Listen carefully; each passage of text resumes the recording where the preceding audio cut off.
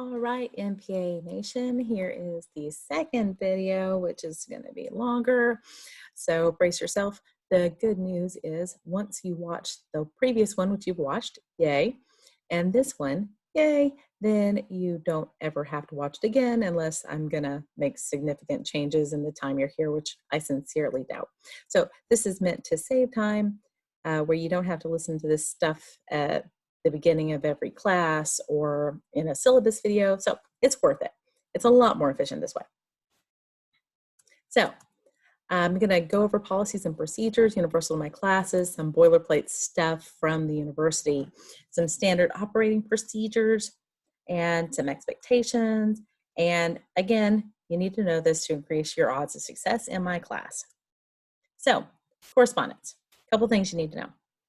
Unless otherwise indicated, your correspondence goes to your university issued email address. So don't forget to check that or forward it or indicate otherwise. I return emails and phone calls business hours, Monday through Friday, 9 to 5. So I can have some, work-life balance.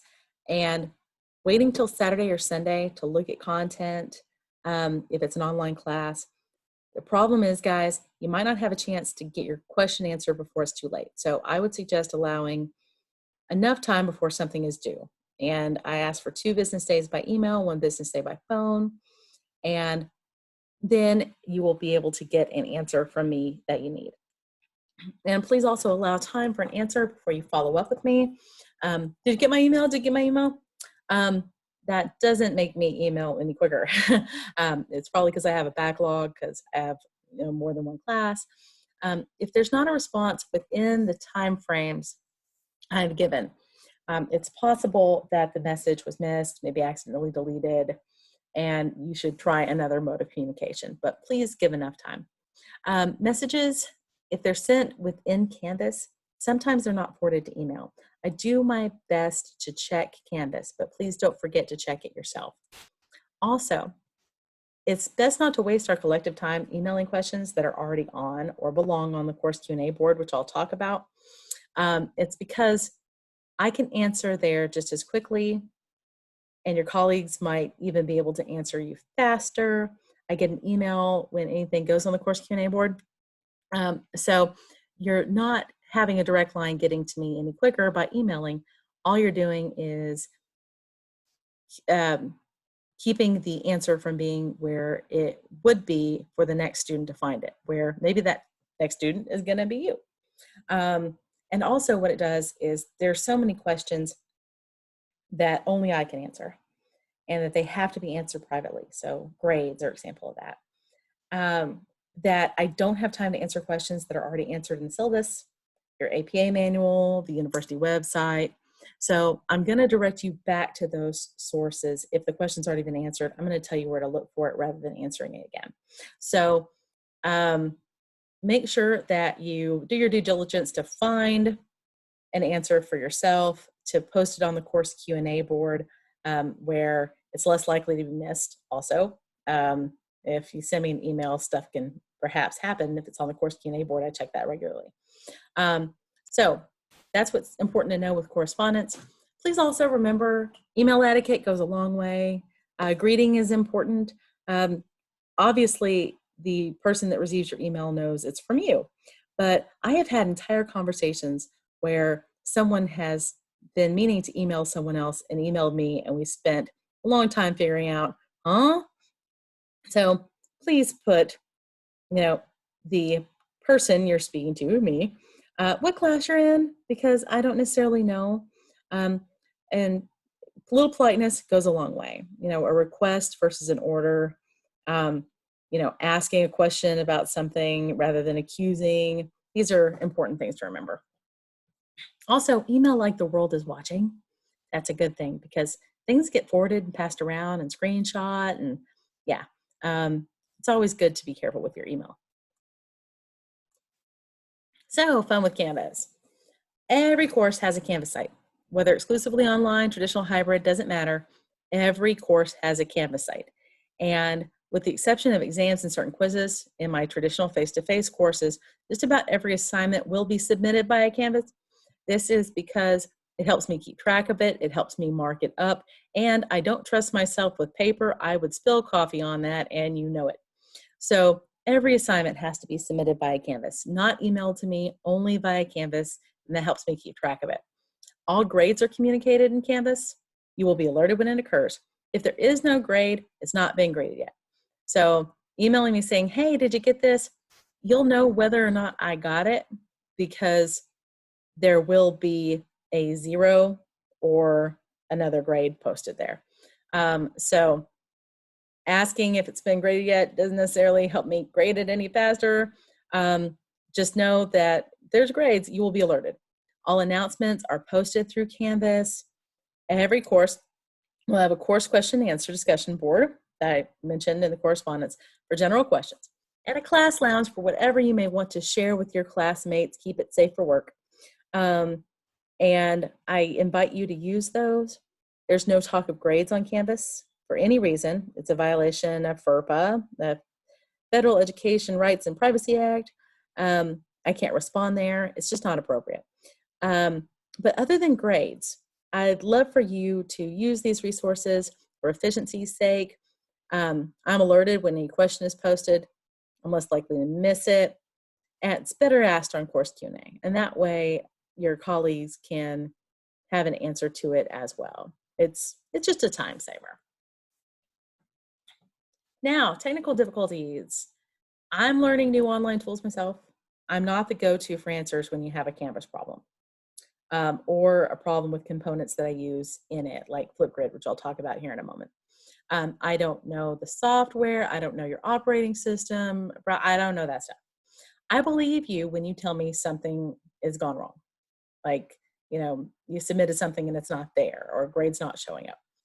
Beyond grading glitches and material you can't access because maybe I put a timer on it on accident or whatever, I am at a loss for other issues and how I can help them. And emailing me just ensures that others with the same question also waste their time emailing me. And then I have to spend as much time repeating my answer. It just doesn't work. It's not very efficient. So for the sake of efficiency, I would like you, if something's causing you trouble, first check the course Q&A board to see if you're the only one. You might not be the only one. Someone may have already solved it and there might be an answer waiting for you. If you are the first, please comment. Using screenshots, if you have them, those are great, helping people figure out what's going on. If the issue's on my end, I will see it and fix it as quickly as I can, and as quickly as if you had emailed it. But at least this way, your classmates can see that I've been alerted and they don't feel the need to take the time to, bog down the inbox with the same thing. And I can also alert the class if I need time to get a solution. So I can, update saying, okay, this is my problem. I'm working with tech support, etc. So you guys can rest assured that I'm fixing that. If it's on your end, maybe I know the answer. I doubt it, but hey, maybe I do. Or maybe a classmate knows the answer. And this will save your time looking up resources or calling the 24/7 tech support line. And if you don't have an answer on course Q&A and you found a solution on your own, please share it on your post. And that way your classmates are spared from needing to call tech support themselves. And this keeps wait times low for those that absolutely have no choice but call tech support. And doing things this way is faster and easier. It's just more efficient all the way around. And now that you know the protocol, emails sent to me rather than following this are just going to be responded to with course Q&A, which means this question goes on course Q&A. I will answer it there. Now, online classes. Classes are self-led. They are not self-paced. And here's what I mean. You can't just, everything's not open where you can just do it whenever you want to do it. Materials, post, and assignments open at 5 on a specified day of the week. And you need to check your syllabus for what day it is, but it's typically Mondays. And assignments are typically due Sunday by 11:59. I sometimes change it if I have many online courses and I need to have time to grade before I come up with new material. I don't open the modules early in large part because I have to create custom material for each class to address issues specific to that class. And that my goal is not to slow you down, but for engagement reasons, so we can do things as a class, debates, discussions, and for security purposes of you not getting the answers to the quizzes sooner than other people. It's also crucial that you view feedback from one assignment or draft prior to moving on to the next one. And I give feedback as a class. And this is why class follows a schedule. So the online classes follow a schedule, and if I can post things early, like I typically spring break and I post things early, if I, because I know people like to use that time to get ahead. But on the whole, this is when you can expect to have new material. Now, videos and PowerPoints. Videos and PowerPoints are created with instructions, narrated PowerPoints, reviews, extra content that's not in your textbook that I think is important to know, feedback on your assignment. And like I said, they're created fresh for each section of the class to communicate specific needs of that class. And they are created because they're needed. They need to supplement the textbook. I don't read to you. I cover extra materials or explain things the textbook doesn't cover very well. So I'll never lecture from a textbook. Or I feel like I need to clarify the material or explain assignments. It's part of the credit hours in each class to watch as if you were sitting in a traditional classroom. So I try to make videos concise, much shorter than a full class lecture would be. No more than 45 minutes, typically half an hour. But they convey vital information, and it's only found in those videos or narrated PowerPoints.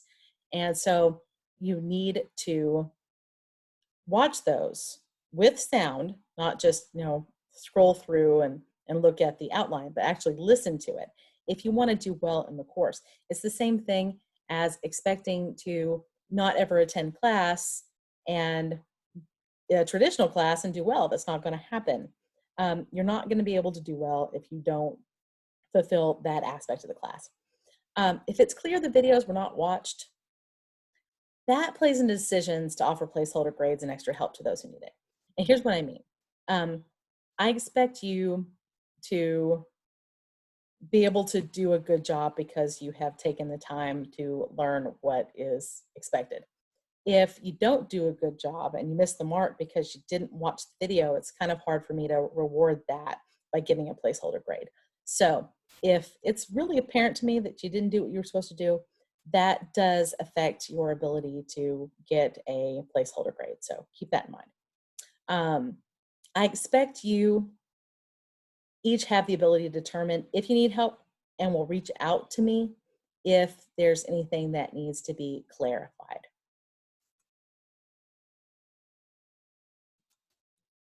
Now, discussion assignments. Some online classes involve discussions, and I typically use the Canvas integrated tool Flipgrid, and you can access it on your phone. Yes, it involves videos, short videos, but you can use audio over visual aid if you're camera shy. So, you can put up a picture or, something you created and just explain it.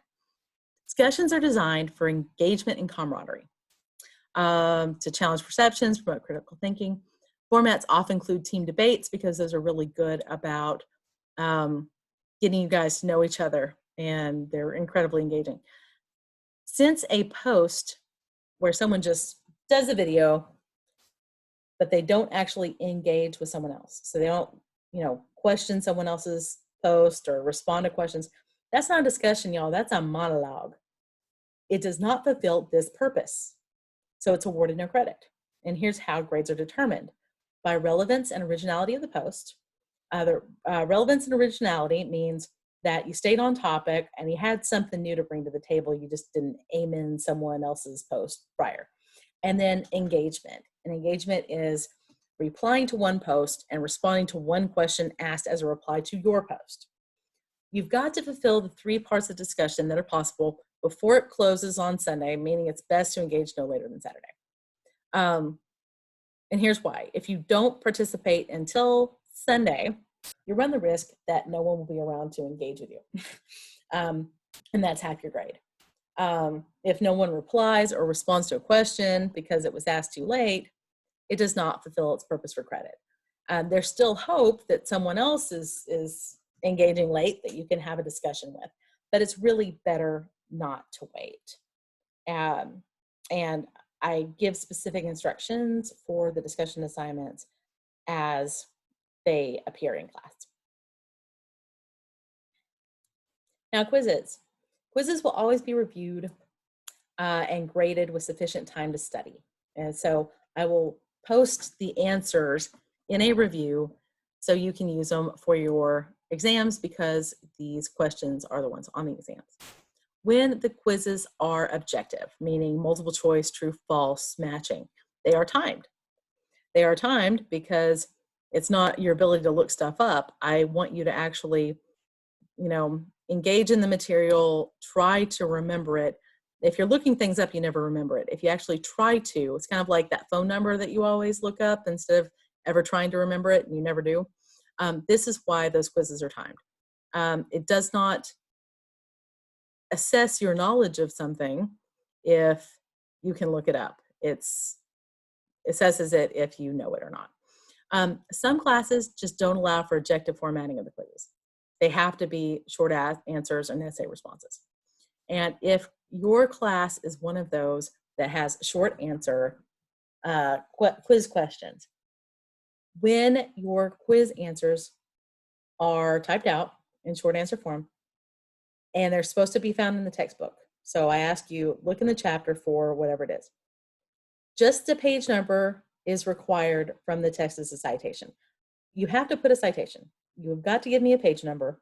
And the reason why is I need to make sure that you are getting the answer from the right source, because there's a lot of junk out there. And I don't want you Googling it. I want you looking at the textbook that I know is good. And also you need to get in the habit of giving a citation, of giving substantiation of where you found an answer. But you don't have to write out the textbook, the whole thing. No need for that. Waste of time. Just put the page number. Incorrect answers will not be corrected in the feedback. I will let you know to see the review, and I will offer the correct answers in the review, but I'm not going to give you the citations. You're supposed to look that up on your own. So I'm not going to spoon feed you those, but I'm going to explain what went wrong and what the right answer is. I also use a document to keep track of comments on incorrect answers and the points I deducted for those errors. And this is my way of making sure that if I took off 1 point for one student for one error, I don't take off 2 for another. It's how I'm fair, but also how I make sure that everybody is graded the same and gets the same feedback. So I'm leading everybody in the same direction. Now, exams. Questions come from prior quizzes, and it focuses on items that need reinforcement. And what I mean by that is some quiz questions are deemed good questions. They're not thrown out because I realized that my wording was bad or whatever. They were good questions, but students just struggled with the content of it. I recycle those as a chance to redeem that and reinforce what was missed the first time. Questions are very rarely omitted because they've already been beta tested in the quizzes, right? Even if not objective, even if it's one of those short answer typewritten type of questions, exams are timed as if they were objective. And I give you extra time to compensate for the need to type answers. But the reason why they are timed is because you know the correct answers at this point, and I don't want you just to look it up and fill it in. I want you to actually have studied it in order to get everything in time. The final exam and midterm are weighted differently for your benefit. Students typically do far better on the final, so it's weighted more. It also gives you a chance to redeem yourself if you struggle in the beginning. You've seen those questions before because it is comprehensive. All exams include a bonus opportunity, and those are subject to certain rules. I call those bonus rules, which is if you get the answer right, you get full points.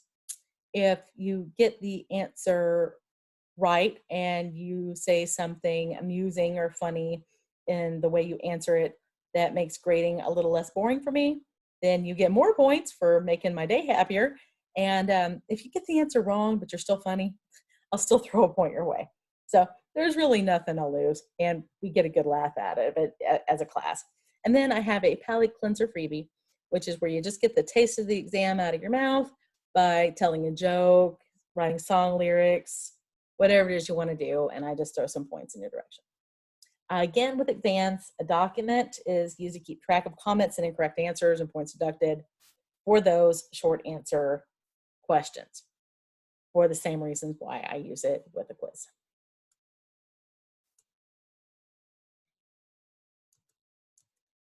Now, written assignment types. Every class will have a final paper as well as at least one other written assignment. And these take two forms. One is the cumulative form, and the other is an applied learning form. They are both designed to alleviate anxiety and increase the chances of success. Let me explain. Cumulative assignment is one big paper, but it's submitted in pieces as drafts, as assignments throughout the semester.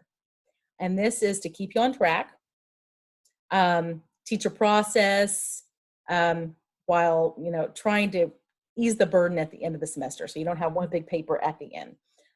It also ensures that you don't have the anxiety of submitting it and just hoping it's right. And if it's not right, there's no way for me to teach you at that point.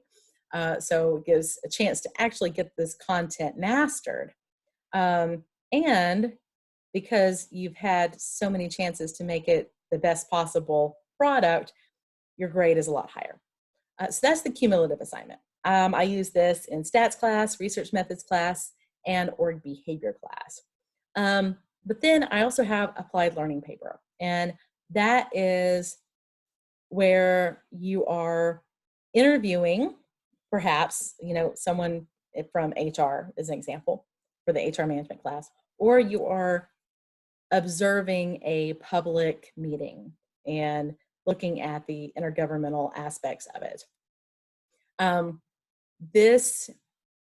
When I have one of these, I have you write a proposal to make sure that the subject of the paper is going to fulfill the purpose, that you have chosen a public organization for your HR management paper, and that the person from that organization is going to be able to answer the questions that you have to pose in this interview, or that you chose a public meeting that's going to have enough fodder for your intergovernmental relations paper, etc.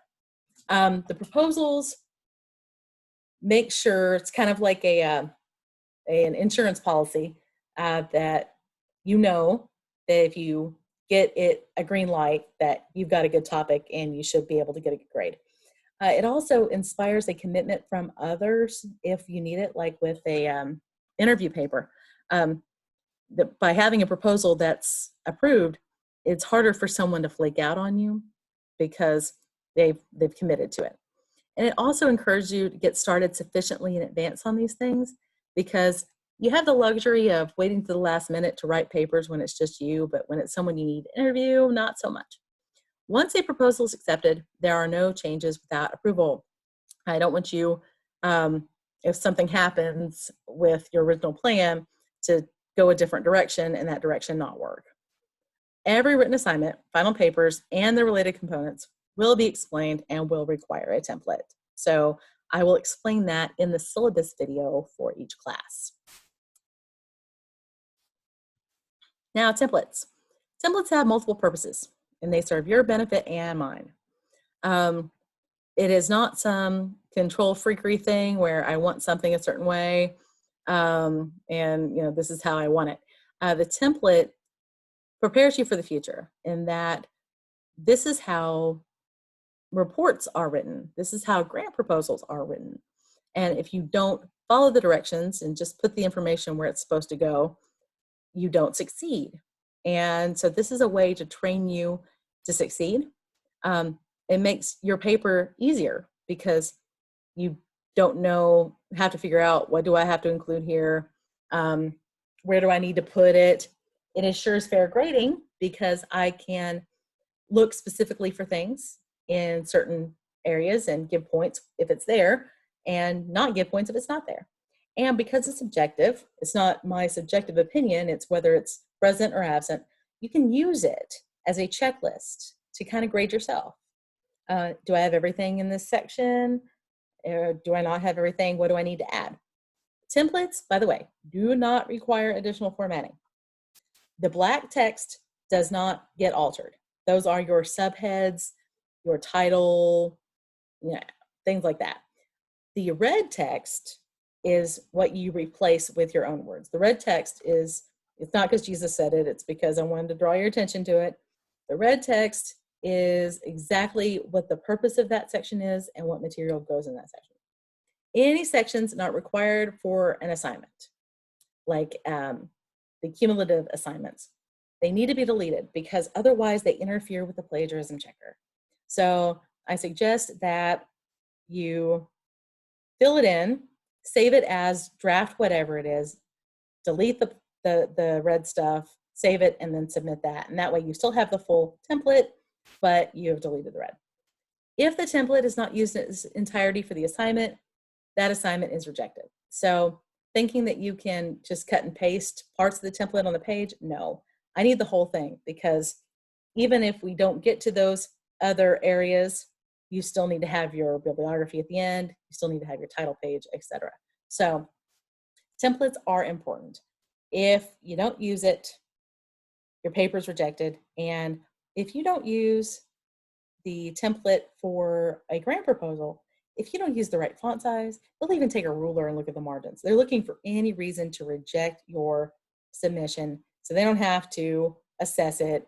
And it's a pretty good litmus test because if you can't follow directions, they're not going to want to give you a whole lot of money.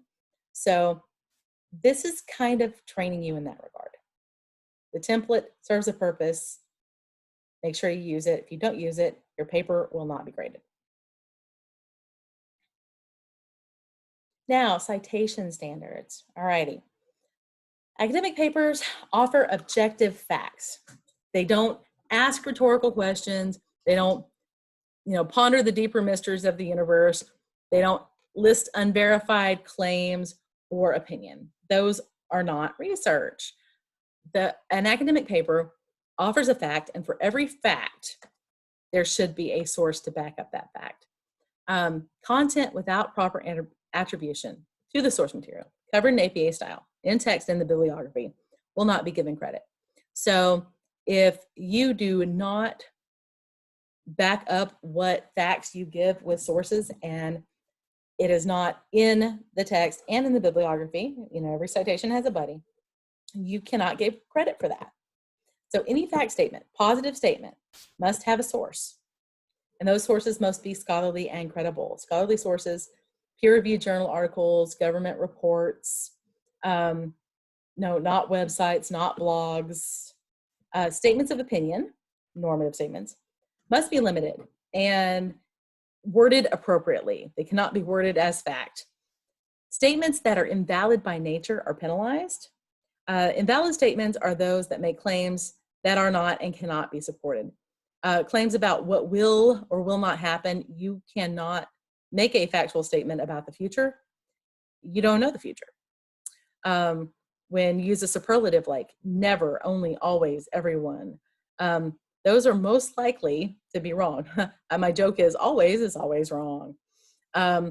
So be careful with wording.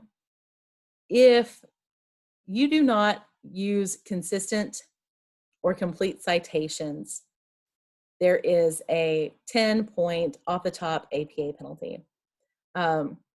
It's important that you cite both in text and in the bibliography and use the code. The APA is a code that what is italicized, what's in parentheses, all of these things tell us what kind of source it is and what those things are. And you cannot get credit for your work unless you give proper credit to the work that you used. So these are the standards. You should not have sections of your paper that don't have any sources whatsoever, because to do that means that you didn't actually add any facts in that section. So that doesn't work. So these standards are immutable. You have to do it. It's not only academic standard, but it's also an ethical one and a professional one. So, ethical standards, papers must be free of plagiarism of any kind and every kind. I used to assume that grad students knew what plagiarism was. It's not like I invented the concept, but I am just shocked that so many people don't. So many people think as long as they cite their source, it's not plagiarism because they're not trying to pass someone else's work off as their own, or as long as they put it in quotes, it's not plagiarism. It doesn't work that way. You can't, a paper is not a patchwork of quotes, and you cannot borrow phrases. You've got to paraphrase in your own words. There's a lot of issues that I have found, and I have a resource that I can offer anybody that's struggling with this, if indeed you don't quite understand what plagiarism is. And I'll give you the benefit of the doubt that you really don't know any better, and I can give you a placeholder grade, and you can watch that video and go back and replace it. But this is an academic fraud issue. And that's even when it's not intentional, but just negligence. I can't award credit for that. Papers must be 20% or more the words of the student and not the sources they're using or the editors. If you do not write more than 80% of a paper, it is not sufficiently original work to get credit as your own paper. In order to get credit for your intellectual work, you must give credit to those whose work you used to create your paper. And you've got to use it in APA style because it's a shorthand code, and that's how people can find those sources. So this is important. You cannot resubmit a paper that you previously submitted for credit. If you need more information, I'm happy to give it to you, but this is a major issue that we cannot overlook. Now, professional standards. Basic professionalism requires written assignments to be checked for accuracy, quality, pride in one's work. Checking your bibliography to make sure that you actually cited that in text. Checking your text to make sure that what you cite in the bibliography is there. Looking and making sure that it's consistent, because if you have two things done different ways, like one you spell out percent, the other you use the symbol, they can't both be right. Two sources cited different ways, they're either both wrong or only one of them can be right. Professionalism mandates care to respect intellectual property. You need to go and make sure that you've given proper attribution to your sources. Spelling, grammar, and other proofreading and editing tools are free. Grammarly is the tool I use. I understand that spell checkers in individual copies of word processing software might pick up different things. That is why if I think somebody has failed to spell check, grammar check, if it's egregious, I will upload it to Grammarly. And if Grammarly found it for me, it would have found it for you. You just didn't use it or didn't change it. So I expect you to look at your work, grammar check, proofread it, look for consistency. Make sure it's not sloppy and it doesn't look just thrown together. Different kinds of fonts and different colors and sizes, extra space, different margins, formatting in all sorts of different ways. Other signs of negligence. Look and make sure that it's not embarrassing. I've seen students misspell their own name. It's just, this stuff is not something that you should be okay with. And I'm surprised that students are okay with submitting this. And it would, if you did this in your career, make you look incredibly lazy or incompetent. So I insist you do it, or you will incur a 10-point professionalism penalty. Because professionalism requires concern for fixing errors that you are aware of or could avoid. So if it's been brought to your attention that this is wrong, or it's abundantly clear that it's wrong because it's inconsistent, or you just didn't bother to check, that's a problem. So that is your professionalism penalty. If I cannot understand the paper to grade it, I have the right to reject it completely. I don't want to. I want to mark up everything. I don't want to take more points than I need to take, but don't just leave 10 points on the table. And if you fail to fix your APA, if you get an APA penalty on your final draft, it also becomes a professionalism penalty. So that's 20 points off the top. So make sure that you meet these standards and you are not penalized for them. Now, reasons for rejection. Assignments that do not fulfill their purpose are rejected. If the purpose was to give me a full paper, and you only give me a part of one, or you don't use the template, you don't provide sourcing, you don't include the necessary attachments, or you don't finish, it will be rejected. Every assignment is its own complete product. So even if it is one of those cumulative papers that's in sections where you just have to do like section 1 and 2, section 1 and 2 and the references are its own complete product. It should not be thrown together like, you know, they're brainstorming. It should be a complete product and delivered as such. There is no partial credit for work toward an unfinished product or on a different product. Only credit for complete products is assigned. What I mean by that is, you know, suppose, you know, you waited to the last minute and you wrote a paper, but you didn't quite get around to doing the conclusion. Well, that's not a complete paper. That's not a complete product. You don't get credit for not delivering a product. It doesn't work that way. If the assignment is to interview a public sector employee and you interview somebody from a private organization, that's not going to work. So you don't get to choose what you work on and get credit for what you want to work on. You've got to work on what was assigned, and you have to finish it. No credit's given for work that's not sufficiently original, like I said, that's lacking citations, submitted other than on Canvas, and not using the template.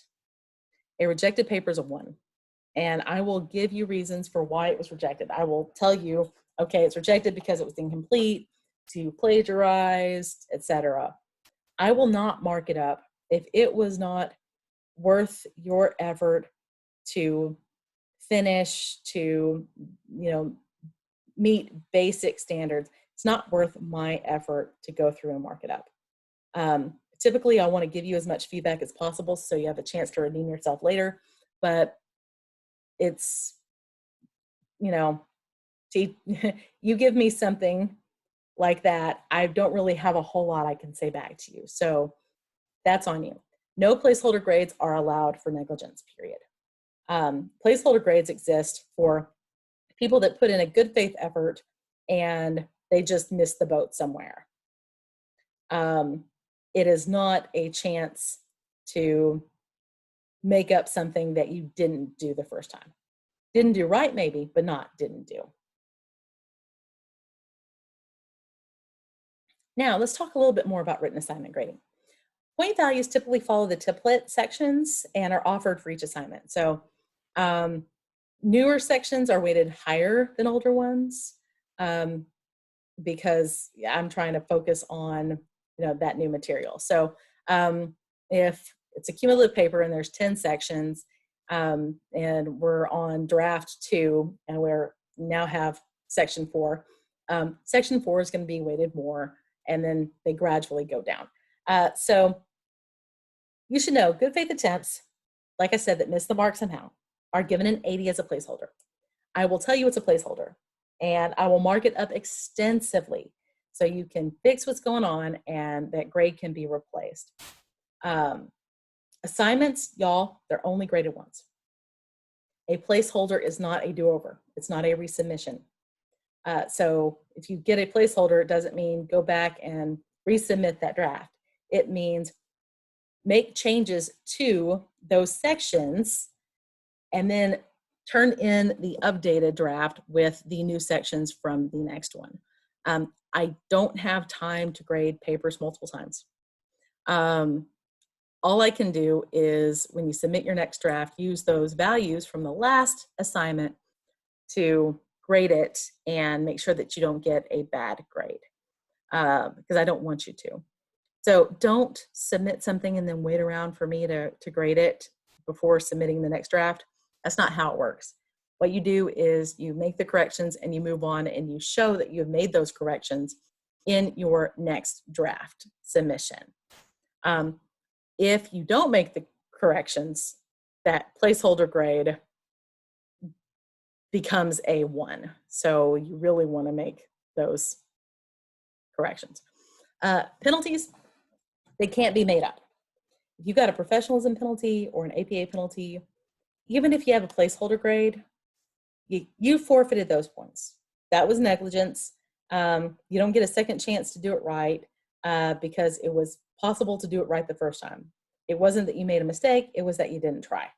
So you need to know that, once you forfeit those points, they're gone.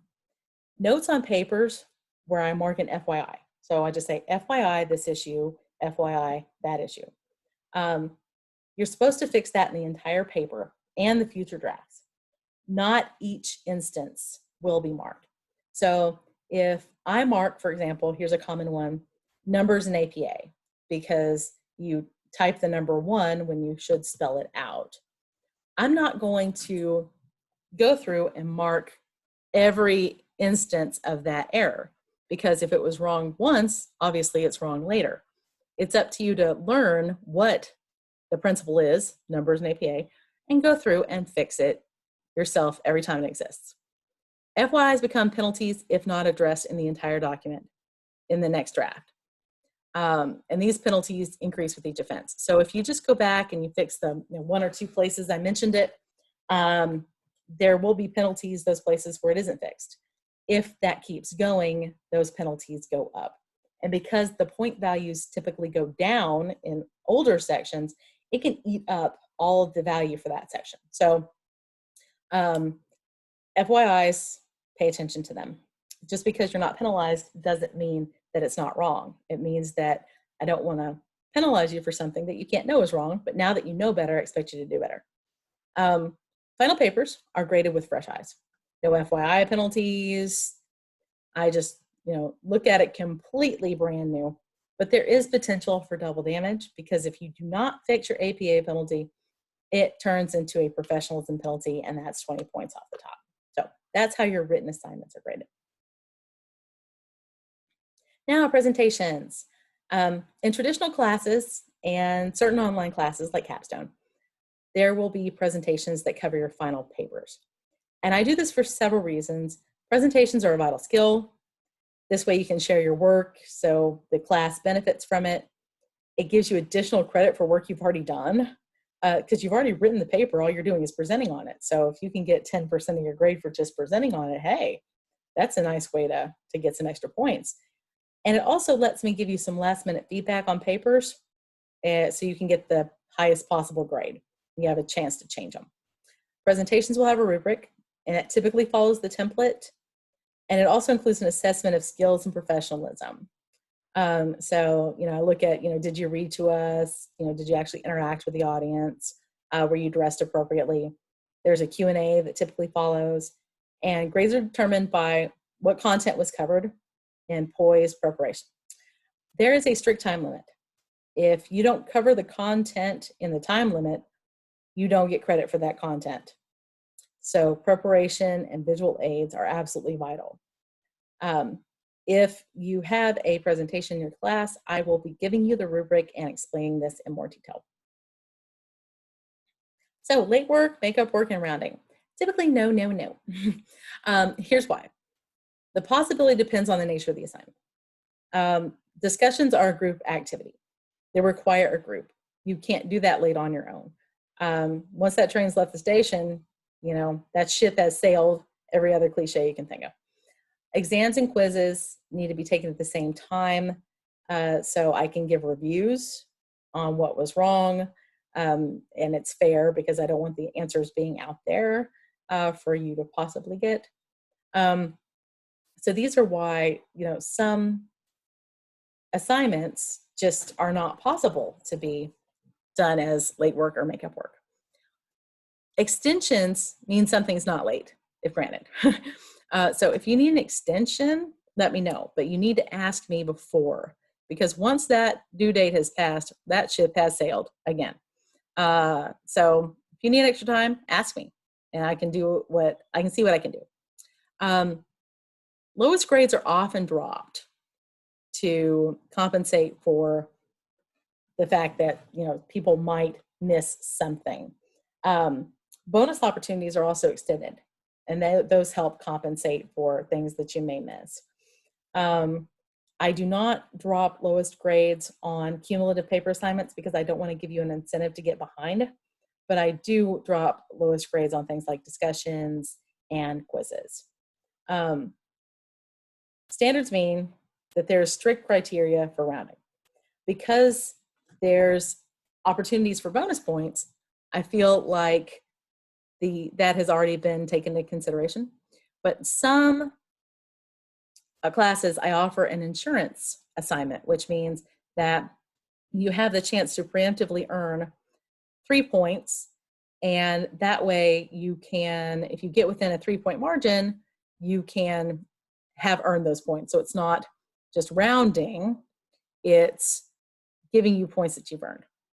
If there's no insurance policy, if I see that you've completed all your assignments, you haven't left any points on the table, then I'll go ahead and bump it up. But standards are an A is a 90. It adds up. Math is math. So because I give you bonus opportunities and drop lowest grades and things like that, I am very reluctant to round grades just for the sake of making sure that they're actually fair. Now, please direct your attention to the front of the cabin. This is the stuff that's in the syllabus that we're required to include by law, that kind of like the safety information in the seatbelt pocket. No one actually reads it, but they still have to go through it all. That's kind of what we're doing here, but this is important stuff. Student success statement is all about ADA, disability accommodation. If you need that, please let me know. Another is about academic honesty and basically how cheating is bad and okay, so don't do it. These are in every syllabus in every class, including mine. Now, here's some other boilerplate stuff in the Tarleton syllabus. An academic integrity statement that's once again about honesty. Academic civility statement that is about how you are supposed to conduct yourself respectfully with professors and peers, and the rights professors have to ask you to leave, either face-to-face or virtual classrooms, for that class session or maybe even subsequent class sessions. I've had to do this before. And I've also had to use the university disciplinary process before. So I do have the right to do that. I don't anticipate needing to do that. The academic excellence statement, just what we stand for, and the academic affairs statement. These you can read at your leisure. Now, conflict and civility. You know how I talked about that I've had to use that before. I once, it was my first semester here, had a situation where my newborn son got RSV and I got behind in grading in one class. And so I rushed through grading and went to explain the grades better in just one big massive video of, here's some common errors, here's where people were counting off, here's how we can fix it. And I was going to give a massive curve to compensate for the fact that they didn't have the grades to help them do better on the next quiz. Before I had that chance, students that had logged in and were angry about their grades went to the Blackboard forum, the course Q&A on Blackboard at the time, and started talking about how I was completely the worst and I was setting them up to fail, and it was all unfair and disgusting, and they basically publicly staged a coup to try to go over my head and complain. I had one even refer to me as an idiot that couldn't be reasoned with because, his assignment was perfect, even though you're not supposed to talk about grades, like I said. And it got pretty nasty. And I didn't even know about this until I was driving into work the next day. And my boss called me to say, hey, what's going on? And my response was, I don't know. No one's told me anything. So I have seen civility issues. In fact, I've seen some ongoing civility issues. We discuss some pretty hardcore stuff in public policy. And there's also in online classes this whole thing called keyboard courage, where it's easier to be snarky or rude or bold, like that student was, calling me an idiot, when you don't have to look at them face to face. You have to be courteous or you'll be dismissed, period. What happened in that case was, I wanted to give students a curve because I felt like it was the right thing to do. But the fact that they, didn't address this appropriately with me, and I'm the person that makes the decision on their grades, and I was the person they should have gone to, where I could have a chance to fix it, and instead decided to go to the dean and, go to the department head and all that stuff because they were angry.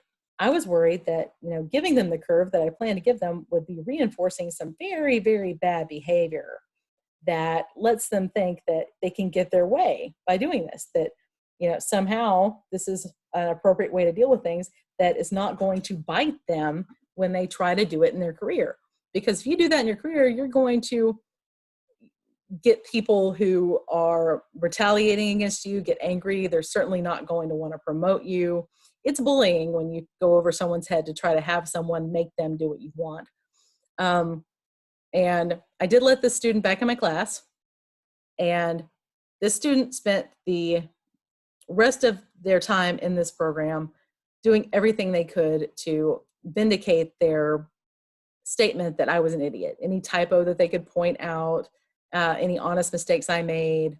And I felt like I missed an opportunity there to explain how egregious that was. So now I have a 10-point professionalism penalty in the entire class.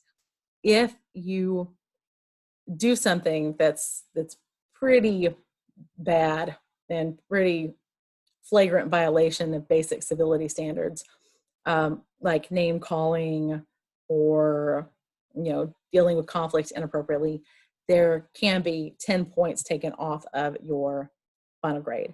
This, of course, is not going to happen without sufficient notice. But what I expect you to do is be nice. It's not that hard. Be nice. If you have a team project that invokes conflict, it's kind of tempting to complain to me to intervene. I'm doing everything. They're not doing anything. Yeah. You're adults. I'm not going to mediate until you have exhausted all efforts to handle it with the person with which you have the conflict. Only after you've tried everything you can to do it the right way will I get involved. So if you do that, I'm going to punt it back. It's just, this is the way you're supposed to handle things. If you have an issue with someone, you handle it with that person. Likewise, if you want to finish this degree, it's pretty unlikely that you're going to be able to do it without having to deal with me again.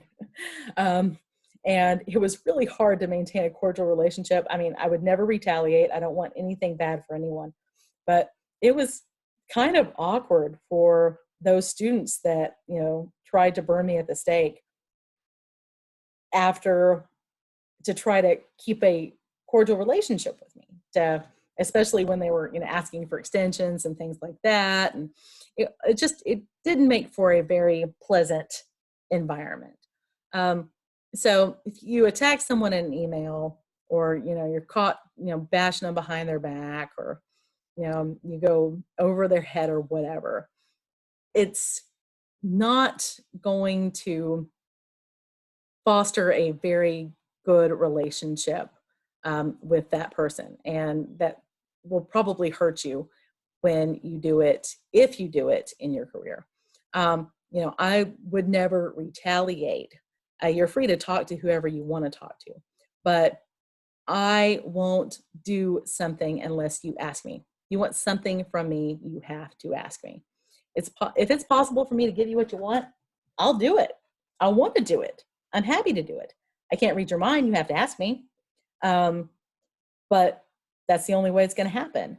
It's not going to happen because you went to someone else and they told me about it. And like, no, because I don't want to give you the impression that this is a good thing to do. So if you want something from me, you have to ask. It's important that you be on good terms with people. You should want to be on good terms with people. You should just want to be nice, but you don't want to burn goodwill. Having people to go through grad school with, to borrow study notes from, to be in the trenches with you, and also be your colleagues that you can rely on once you're out in the field. These are relationships that still matter to me from my master's degree and my PhD, even all these years later. And I want you guys to have that. And so even though it's tempting to not try to play nice with people that you don't have to, like you have got to get along with someone that you can't stand at work because you see them every day. You're not necessarily going to see these people every day. So you might not necessarily want to put effort into these relationships, but it's worth it. And you might not necessarily, want to be cordial with your professors, but attacking them, fighting with them, being rude to them, that's not a good thing to do because, you might want something, you might need something from them someday, and it becomes a lot more awkward to ask for a letter of recommendation from someone that you publicly called an idiot. So these are things to keep in mind. Now, the university has a code of conduct. We talked about that. I have a supplement to that. If you're studying public leadership, I want you to go back to my video that talks about this being a simulator. I want you to treat the classroom like you would your workplace. There's not a dress code for attending class. When you're presenting, you're expected to dress professionally. But basically, anything that you would not do in a work meeting, you should probably not do in the classroom when somebody is presenting. Me, a guest speaker, one of your colleagues. Feel free to eat if it is a evening class, which virtually all of our classes are. Maybe not crack open a beer, but it's okay to eat. I also respect that you have work demands and families and things like that where, you might need to look at a text. You might need to be available. But you can be discreet about looking at your phone instead of, holding it flat straight up in the air and having a conversation or playing Candy Crush. That's incredibly distracting. It's incredibly disrespectful. And that's not something that you would do in a meeting at your job. Coming and going, just getting up and leaving and coming back, being tardy, leaving early, having loud side conversations. These are things that you should not be doing in the classroom because you would not behave that way at work. This is not as stuffy as an office, but basic courtesy still applies. And respectful discourse is required, and respectful correspondence is expected. Being nice about how you address things is important.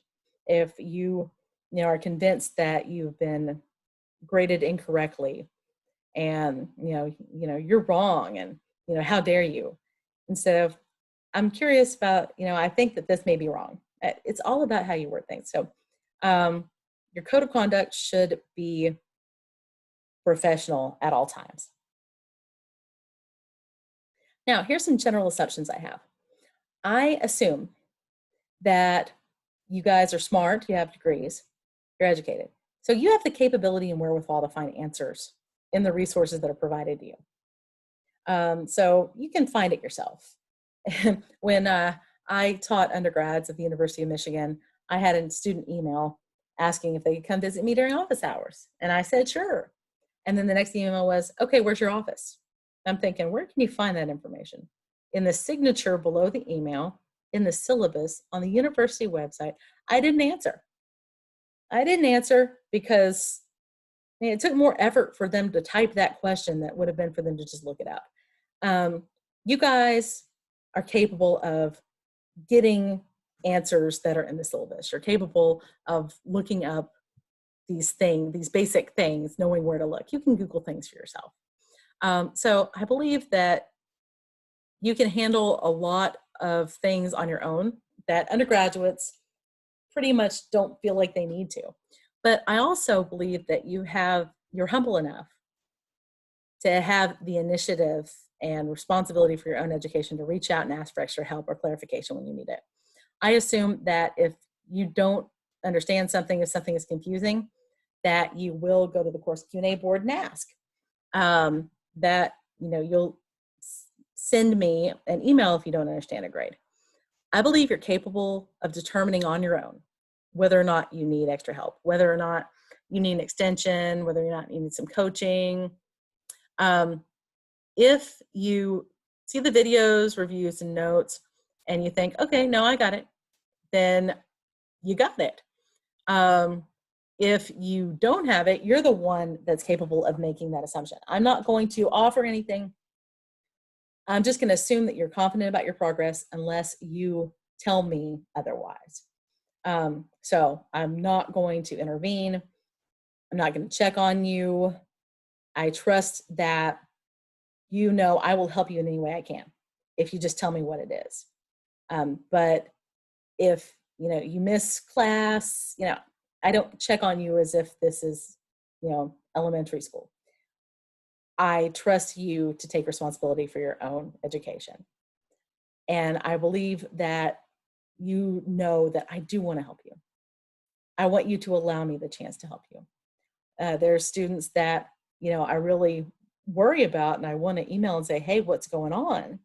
But it's not my business. It's their business to reach out to me if they need something from me, because you can't compel someone to do what it is they're supposed to do if they have reasons that they're not doing it. So I expect you to take the lead on this. If you need anything, please let me know, because I really, really do want to help you.